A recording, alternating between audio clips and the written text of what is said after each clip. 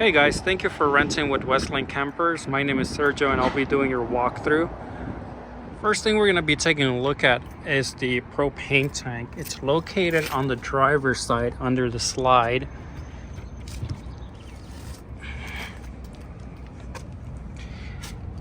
Propane valve is right here. It'll show you your level. We usually have it full or at least at 3/4 when you pick it up. Please fill it back up before you return it to us. Any gas station that does propane will do it for you. You don't have to do it yourself. Your valve, shut-off valve is right here, open. It'll be open when you pick it up. You don't need to do anything with it. There are a few things that run from the propane tank. That is your refrigerator, your stove, your furnace, and water heater. If you're going to be using any of those, make sure that your valve is open. A few compartments down from the propane compartment, you have your water fill and sewage. When you get to your RV, you're going to have a full tank of fresh water. It's about a 55-gallon tank. You don't have to fill it back up when you return it to us. If at any point you want to fill your water, what you do is you take the fresh water hose and you connect it to this inlet right here. You're going to let it run in there till you see water come out from under the RV. That's the overfill.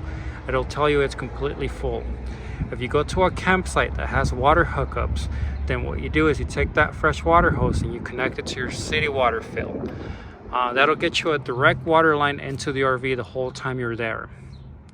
Right next to it is the black tank flush. You're not responsible for flushing the black tank. We do that when it gets back to us. Leave that one alone. You have a sewage hose in this compartment. You're going to pull this out when you're ready to dump the RV. You're going to take this end right here, lock it into place right here. Once you're all set up, other end is in the hole in the ground.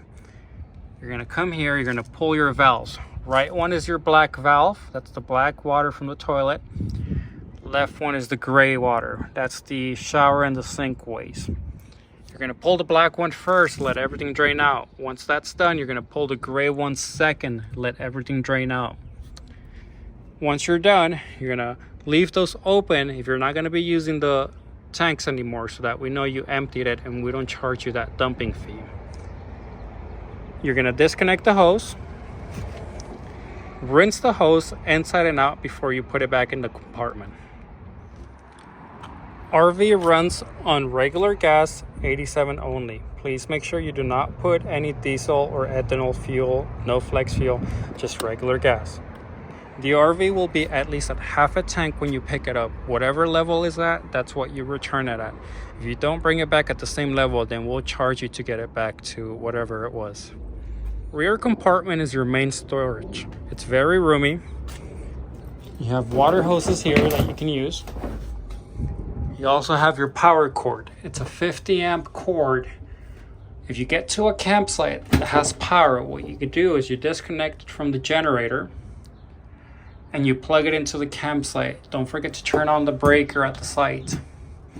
When you're done, you're ready to get on the road, you're gonna plug it back into the generator. There are a few items that you'll need to be either plugged into campsite power or you'll need to have the generator on. That's the microwave, the TV, the power outlets, and the central AC unit. If you want to use any of those 4 items, you do need to have the generator on, even if you're driving down the street, or you need to be hooked up to the campsite. Please do not climb the ladder. It's not safe for you to do so. No need to get up there. On this side of the RV, we have the furnace vent. If you're using the furnace, please stay clear of this. It does get hot around this area. And the water heater. Same goes for this one. If you're using the water heater, please make sure you stay clear of that area. Just gonna give you a quick walk around the interior. Then we'll go through each item, show you how to work everything.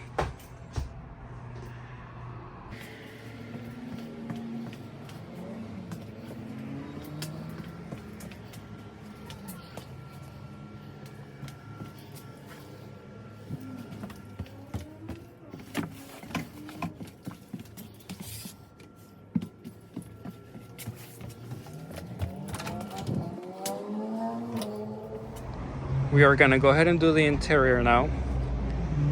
As you're coming into the RV, to the left, you're gonna see a few controls. When you first get to your RV, first thing you wanna do is you wanna turn on the battery disconnect switch. This will get you power inside of the RV. You're gonna keep it on for the rest of the trip. If at any point you lose power, first thing you wanna check is to make sure that no one accidentally turned this off. To the right of it is the awning control. If you wanna use the awning, you're gonna hit extend.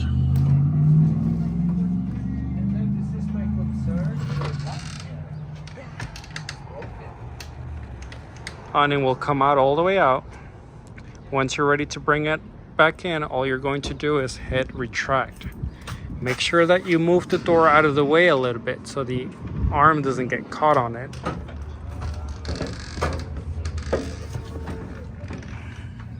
I'm gonna hit retract right here. Now if the keys are in the ignition, the awning will not go in or out. It's just a safety feature so someone doesn't accidentally put it out when you're driving down the road.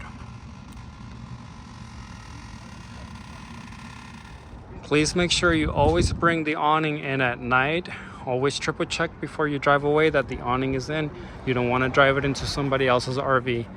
If it's raining or if it's windy, bring in the awning, please. There are light switches throughout the RV on the lights themselves or main switch right here. This is your main control panel.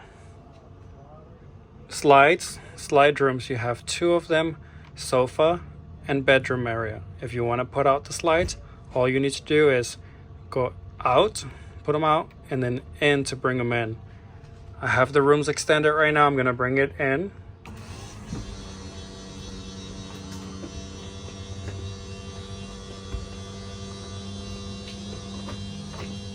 Now if the keys are in the ignition, the slides will not go in or out, same as the awning.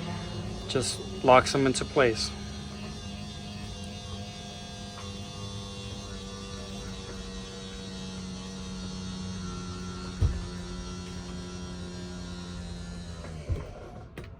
And it'll just stop on its own.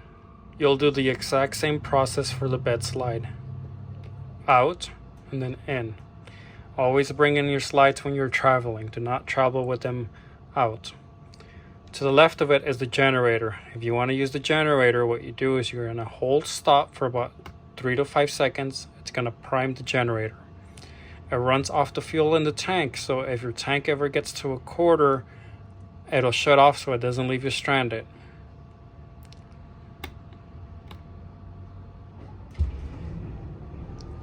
You'll know it's running when the generator time comes on the display right here, and then the red light's on. You get 4 hours per night of generator time. If you go over that, it'll be $5 an hour.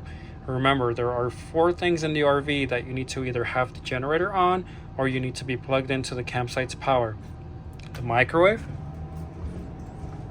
We have power on the microwave now.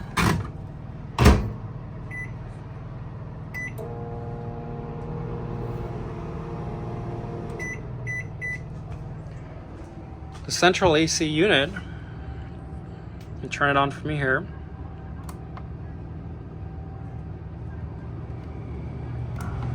Fan should be set to high.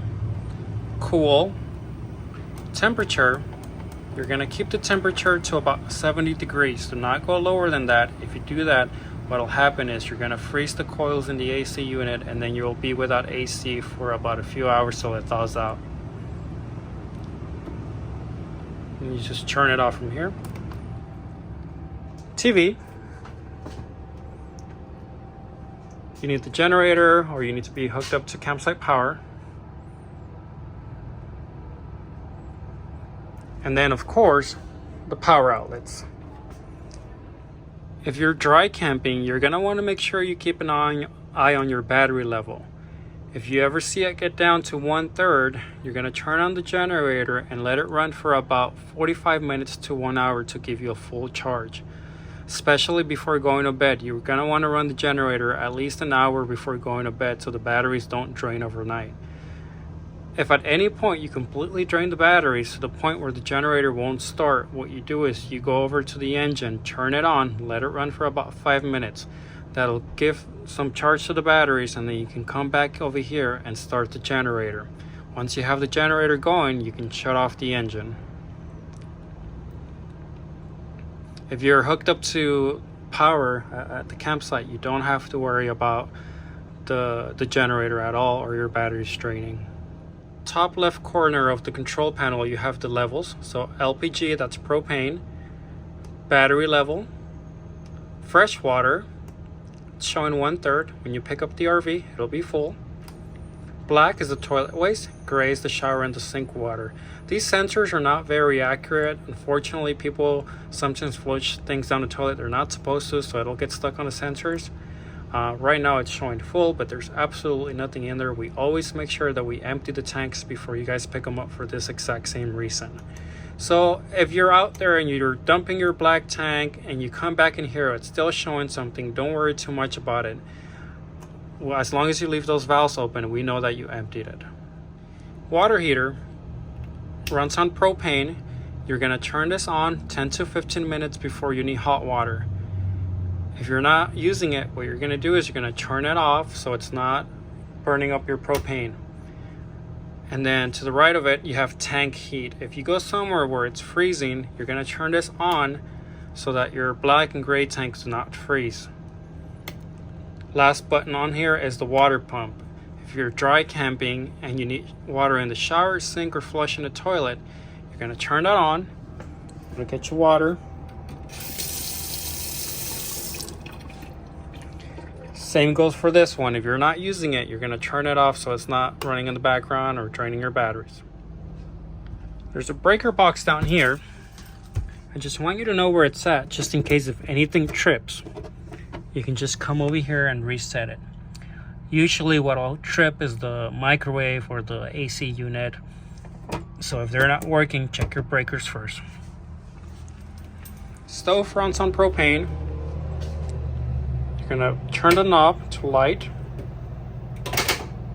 and turn the sparker clockwise till it ignites.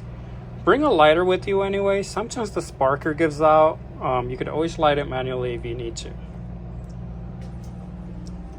Refrigerator runs on propane and electricity. It's automatic. We're gonna leave it set to auto, set to the 9, the coldest setting. So when you're out there, if you turn on your generator, it's gonna automatically switch to the generator. Or if you hook up to power at the campsite, it's gonna automatically switch to the campsite's power. When you're not on power hookup or generator, then it's gonna be running off propane. Very important for the fridge, make sure you do not park the RV on any hills. It needs to be somewhat level so that it works properly. If you're not level, then what it'll do is it'll shut off and it'll take about 6 to 8 hours to restart. For the bathroom area, please make sure you do not flush anything except RV safe toilet paper down the toilet. It'll clog it and it'll leave you without a toilet for the trip. You got 2 rolls of RV safe toilet paper, and you also have some chemicals that we include. If the tanks start to get smelly, you can toss them down the toilet. We're already gonna put some in there when you pick it up, so you don't need to do it right away. If you want to use a toilet, what you do, you're gonna turn on your water pump. You're gonna fill it up with water by pushing on this pedal right here, just a little bit. Once it's about halfway, it'll be ready to use. Once you're done, flush it. There's a GFI reset switch on this power outlet here. So if you have the generator on or you're hooked up to the power at the campsite and the outlets don't want to work, what you do is you come over here and hit the reset button. Bathroom sink, as long as you have your water pump on or you're hooked up to city water, you'll have water. Same goes for the shower.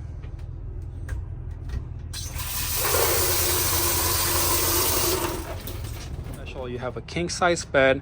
It'll come with a clean bed sheet. If you want to use it, you can leave it on. If not, you can always take it off and stick it in one of the cabinets.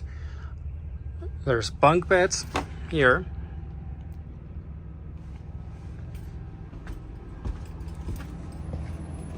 You also have a bunk bed right above the passenger and the driver's seat. This stays permanently down. Please do not put it up. We have it locked in this position. And you also have a jackknife couch. All you need to do is you're going to pick it up from here, pull it out, turns into a bed. The dinette does not turn into a bed. It's just a table. For the heat, you don't need to have the generator on. If you want to turn on the heat, what you do is you go to on. You're going to switch this to auto. Oops. Heat. And make sure your furnace is on. You're going to set your temperature to about 68 degrees. It'll keep the RV nice and warm. For the TV, it is hooked up to a Blu-ray player right here. You can bring some DVDs or Blu-rays. And this is the DVD remote.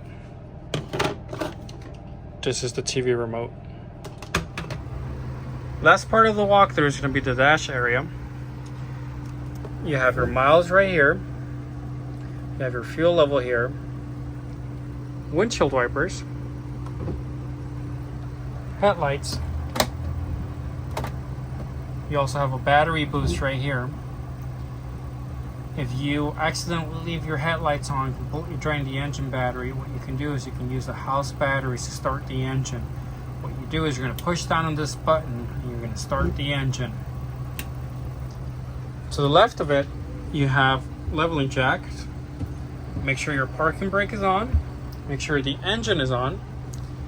You're going to turn it on.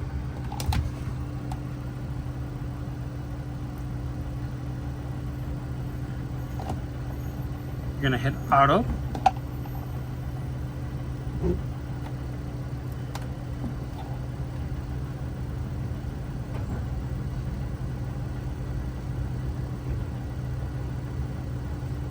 Jacks are going to go down. I'm telling you, jacks are down. It's going to start moving back and forth till it levels out. It takes usually a couple minutes.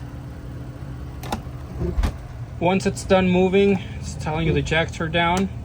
If you're ready to leave, you're going to set your parking brake on again, turn on the engine, and you're going to hit retract all jacks.